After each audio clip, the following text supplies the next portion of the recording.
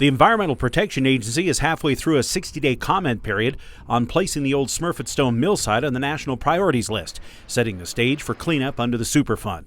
That's where parties that have owned the mill are held accountable.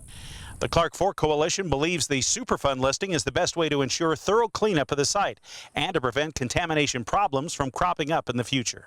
During a special briefing Thursday, coalition leaders explained there's been limited testing for contaminants in the settling ponds and areas along the Clark Fork River, used as part of mill operations for more than half a century.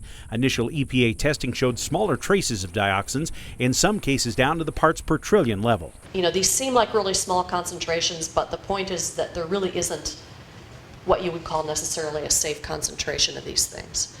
And the coalition argues testing has been so limited there's no way of knowing the full extent of the contamination without Superfund testing. The group worries berms along the river could give way, releasing contaminants downstream in a flood. You know, are we just one big flood event away from washing a lot of this material downstream?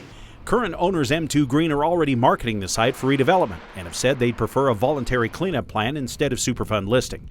The coalition favors the certainty of the full designation, believing there's room for simultaneous cleanup and some redevelopment. This is a big site. Again, it's almost 3,200 acres. Some of it probably is not contaminated. And if it's not, I think we need to investigate it first to make sure it's not contaminated. If it's not, then perhaps some site redevelopment can occur. A decision on the Superfund listing could be made as soon as September. In Missoula, Dennis Bragg, MTN News.